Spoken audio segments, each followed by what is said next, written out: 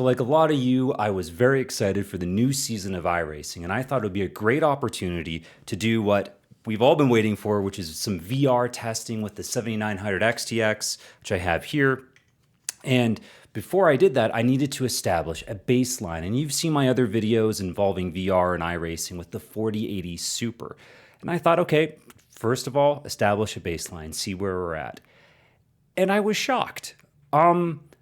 Where'd my FPS go? Here's a chart that's showing 5 CPUs. I've rolled them all into one average, showing season 2 at the top and then season 3 underneath. You're looking at the average FPS on a Valve index, and then in the bright green color is the percentage of frames delivered by the CPU on time. So I'm showing all the CPUs clumped together here to show you that it's across all platforms. I did use Windows 10 for my Season 2 testing, and I've moved on to Windows 11 for Season 3, but upgrading the OS is not the culprit.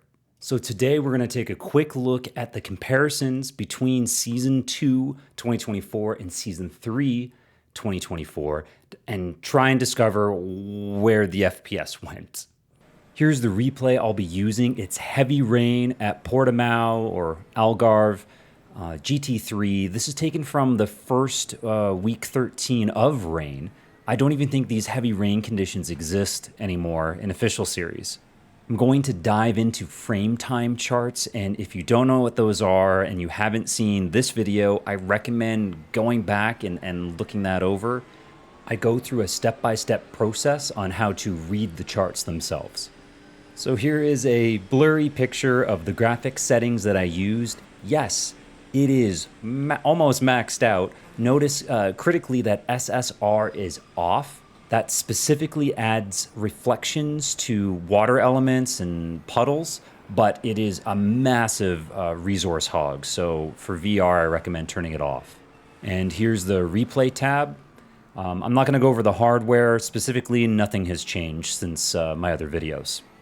As usual, I'll loop the benchmark at the top, and let's dive into the first chart. This is showing the average FPS for each CPU in gray. 90 is the target, because that's the 90 hertz I have my Valve index set to. And then the colored bars, which is the same colors in my previous VR videos with iRacing, we're showing the CPU on time. This is reported by FPS VR.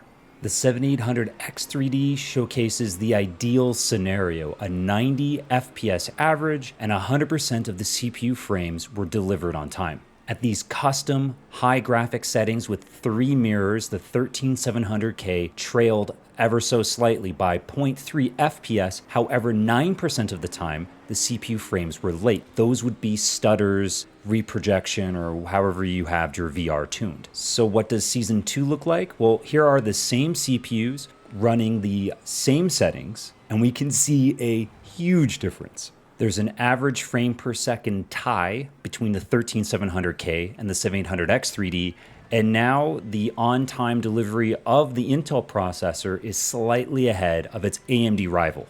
I think that's a moot point because realistically, from a gameplay perspective of what you, the driver, experience, you would have gone from a smooth, awesome rain experience to something unplayable on all of these CPUs. In fact, the 7600X is unable to deliver any CPU frame on time. That's a horrendous situation to be in. So what happened? Well, let's go back to March 2024 when the Tempest weather system was deployed in week 13 and iRacing snuck this in. Enable GPU particles. There's no description for this other than it's off or it's on. So it didn't take long for myself and others to realize that the weather impacted performance, but if we disabled GPU particles and we set it to off, we set it to 0, we got our performance back. Now, at the time I posted this little comparison chart, this was on a single 4K screen, no mirrors, so it was really stressful and specific situation, but I was able to show a substantial difference in performance. And then here are the release notes for Season 3, and we get these lovely 3 lines right here, including GPU particles are now enabled by default and cannot be disabled. They are fundamental to how the Tempest system works and what iRacing is doing to render all of the taillights, the mist, the puddles, everything that's going on. So we're kind of just stuck with it now. So let's now look at some data to try and resolve, I think, something that's a bit misleading.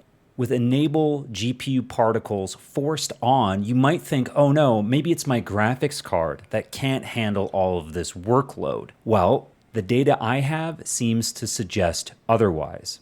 This is the GPU frame time chart, and we're seeing the 7800X 3D and the 13700K mostly being able to resolve all of that GPU workload on time from that 4080 Super.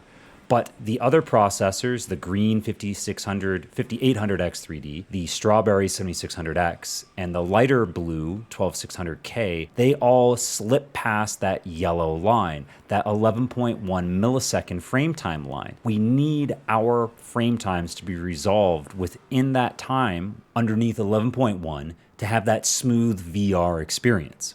So this shows that the graphics card, the 4080 Super, can do this with a fast processor, but if you put it with a slower processor, it slips behind a little bit. Not to its fault, it can go faster, but you're running into a CPU limitation.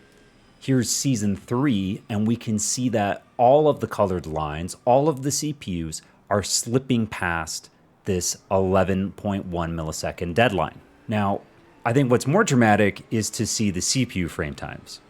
Here are the CPU frame times captured by FPS VR Season 2, and the dark red 7800X 3D represents an ideal arc where you have most of the data to the left of that yellow line. When a CPU becomes overworked and is unable to catch up with all of the demands from the simulator, we see, for example, the strawberry colored line, where the 7600X just drifts right on past that yellow line and it's unable to do a lot of the work on time. So what happens with Season 3? Wow, look at that. It's a disaster for all of the processors. The settings that I had used in Season 2 to showcase the differences between these processors, they're now just too difficult to render for the processor. It's too much work, or there's some kind of inefficiency that's happening here, and it's preventing these processors, some of the best out there, to run the sim. So if you had discovered this Enable GPU 0 in Season 2, Season 3 is going to come as a bit of a shock to you. But it's important to note it's not affecting all tracks and all racing scenarios. So here's an example with Okayama, a production car challenge that I also did some VR testing with in Season 2, and let's compare it to Season 3. So we're seeing just a slight dip in the average FPS and a slight dip on the on-time percentage for the CPU. And this is the 5 processors again, shown here collectively as an average. We're going to need to dive into the frame time charts to try and find out more of what's happening here. Starting with the GPU frame times from Season 2, we see this perfect distribution. This is exactly what I want to see in a testing benchmark that's designed to crunch the CPU and not the video card. All of the frames are captured well beneath that 90 Hertz requirement. Now looking at Season 3, look at that. We can see this extension from this normal looking curve towards that 11 millisecond line. Everything's still on time, but we can see these GPU blips sneaking towards it. Flicking over to the CPU frame time chart for Season 2, we can clearly see the red 7800X 3D stands closest to the left alone, really, from the other processors, and it's a really strong performance for it.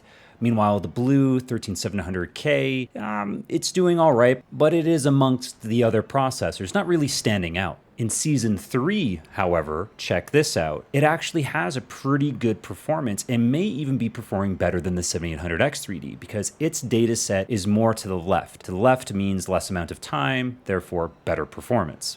Meanwhile, the two 6-core chips, the 7600X and the 12600K, you can see their data points trail past that timeline at 90 Hertz. Unfortunately, I did change operating systems between seasons, so we can't scrutinize this too closely in regards to why did the 7800X 3D slip so much. So if I dare to draw some conclusions from this, what can we talk about? Well, there's a range. Maybe in the series that you run and the weather conditions you've faced so far, there's been no performance change for you.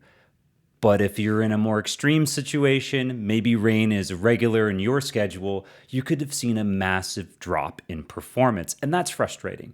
So I think really at this point, we kind of have a solution, and that is to make a custom graphics card configuration for rain.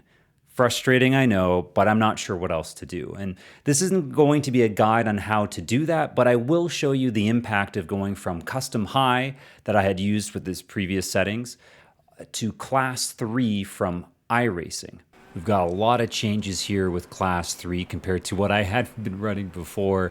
Some of the notables include object self-shadowing, which is now off. Night shadow maps are off, although both of these replays are in the day. We have shader quality dropped to high. And then on the right-hand side, like no two-pass trees, no high-quality trees. We have one cockpit mirror, which would be the virtual mirror in real time, but in the replay, I had to turn on one mirror, and HDR is also off. So what does that do to the FPS? Well, check out this chart. Here we're comparing the custom high-quality settings I had used with 3 mirrors, and I'm comparing that to now class 3 with 1 mirror. And yeah, things are way better.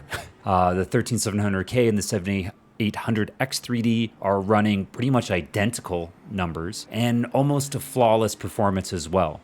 The 5800X3D lags behind a little bit, especially with the CPU on-time delivery. But unfortunately, the two 6-core processors, the 12600K and the 7600X, they are still struggling with this reduction in quality. And if we look at the frame time chart, we can see the issues.